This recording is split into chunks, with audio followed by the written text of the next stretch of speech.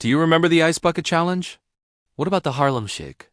Millions of people participated, and billions of people watched. But try finding a complete archive of those moments today. I bet you can't, not easily anyway. The internet feels so permanent, doesn't it? Like a vast, unchangeable library. But the truth is, it's constantly forgetting. Entire trends, moments that defined a year, just disappear.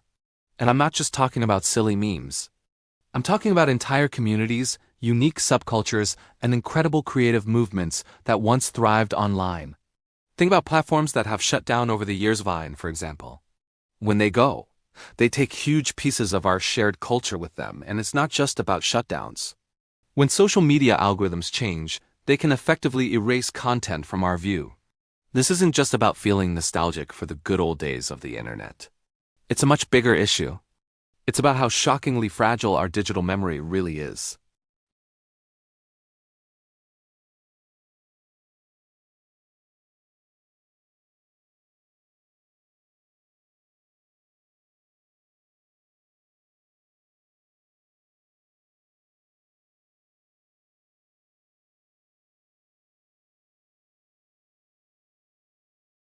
Every single day, vast amounts of content are quietly pushed deeper and deeper into the digital abyss. They're not necessarily deleted, just buried. Buried under a mountain of newer, more algorithmically favored posts until they might as well be gone forever. And the ones doing the burying? They're not people. They're not some shadowy committee deciding what to keep.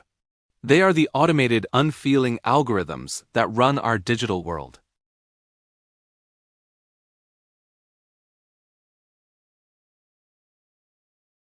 So it gets erased first. It's not a random process.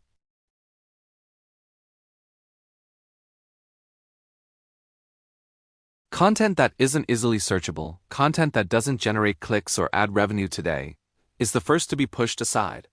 Think about old forum posts from the early 2000s, personal blogs from the 2010s, or early Flash animations. These were the building blocks of online culture, but they're often hosted on outdated platforms or in formats that modern algorithms simply ignore.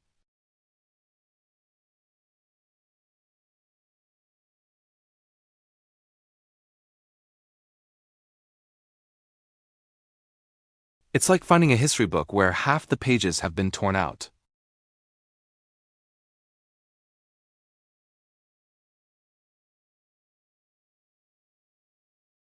We're losing the raw, unpolished, and often more authentic voices that built the internet we know today.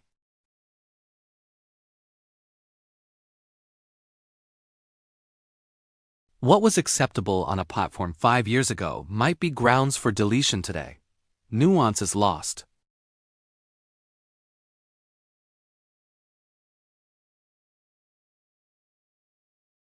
A piece of satirical art could be misinterpreted as harassment and removed without appeal. This creates a sanitized, advertiser-friendly version of our history, where anything controversial or difficult is simply wiped from the record. Groups like the Internet Archive, with its Wayback Machine, are doing heroic work. But they read like a handful of librarians trying to save every book in a library that's constantly on fire. They can't possibly save everything. And what they do save is often just a snapshot, a single frame from a moving picture. The context, the conversations, the community that surrounded the content that's often lost forever. So why should you care? Because this isn't just about old memes or forgotten websites. It's about who controls our collective memory.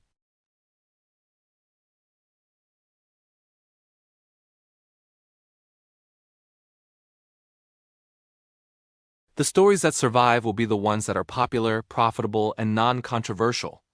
The voices of marginalized communities, experimental artists, and critical thinkers are at the greatest risk of being silenced, not by a censor's decree, but by algorithmic indifference. We're outsourcing our memory to machines that are designed for engagement, not for preservation. This digital amnesia creates a distorted view of our past, making it harder to learn from our mistakes and understand how we got to where we are today.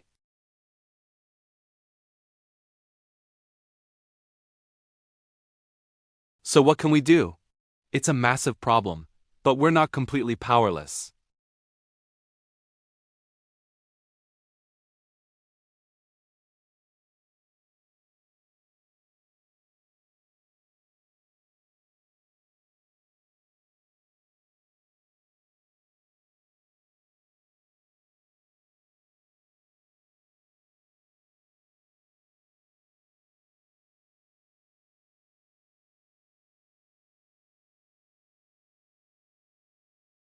We need to start treating our digital culture with the same care and respect we give to physical artifacts. We build museums to preserve paintings and sculptures. We need to build digital museums to preserve the culture that is being born and lost online every single day.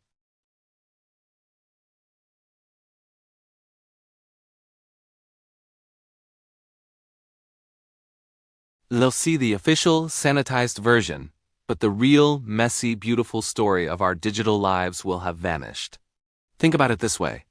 Imagine if, 100 years from now, historians trying to understand the early 21st century only had access to the top 1% of the most commercially successful TV shows and news articles. They would have a completely warped understanding of our culture. That is exactly the future we are creating for our digital world. We are building a history with massive, gaping holes.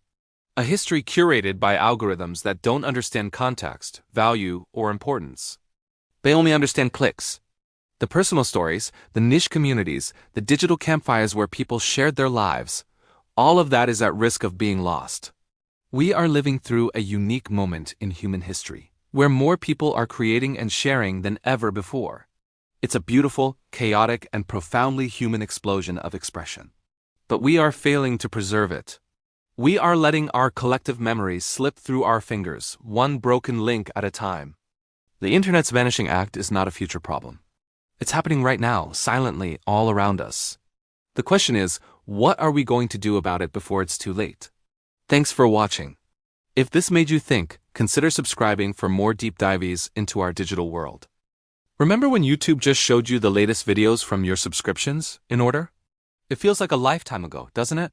Now everything is a recommendation. A For You page on TikTok that decides what's hot and what's not. An Explore tab on Instagram that constantly reshuffles our attention. These systems aren't just innocent helpers trying to show us cool stuff. They are complex engines designed with very specific goals. They prioritize what's new, what's getting tons of clicks and comments right now, and most importantly, what advertisers will pay to be next to. Anything that doesn't fit neatly into that box, that perfect little model of engagement and profit, slowly begins to fade. It's not a judgment on quality. It's a judgment on profitability. The content isn't bad. It's just not making the platform money at that exact moment. What we're left with is a kind of digital graveyard.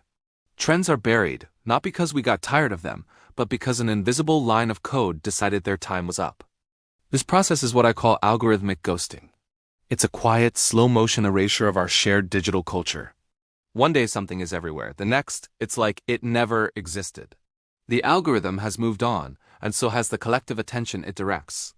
And sometimes it's not just trends that get ghosted. Entire platforms die. Think about it, MySpace, Vine, Periscope. Years of creativity, countless hours of people pouring their hearts into making something, just vanished. Sometimes literally overnight. One day you have this vibrant community, this archive of jokes and art and life, and the next, it's a 404 error. A digital dead end. Even the platforms that survive are constantly changing the rules of the game. Old content gets pushed so far down it becomes impossible to find. They call it de-indexing. Features that communities were built around just disappear without warning.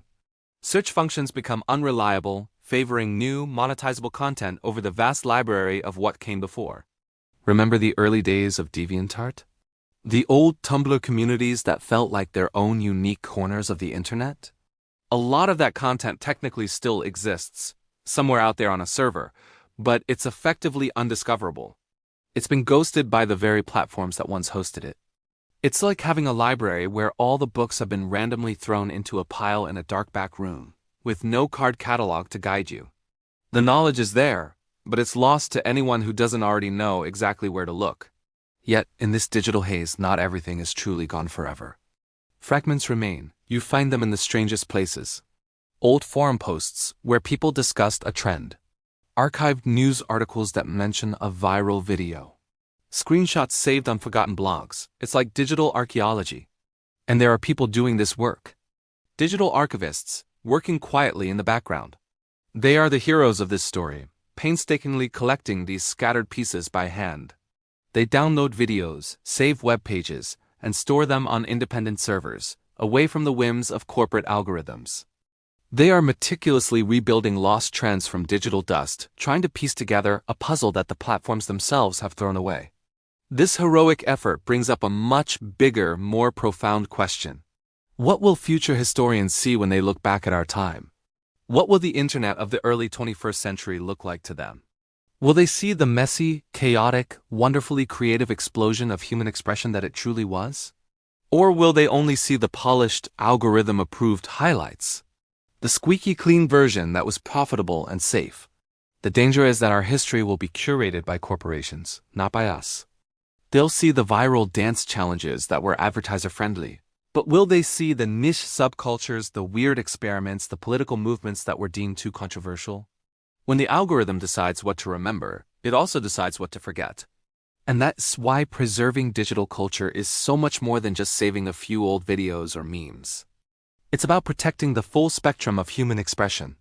It's about saving the chaotic, the experimental, the weird, the wonderful, and yes, even the ridiculous. It's a fight against a quiet, creeping amnesia. We need to be conscious of how these platforms shape our memory.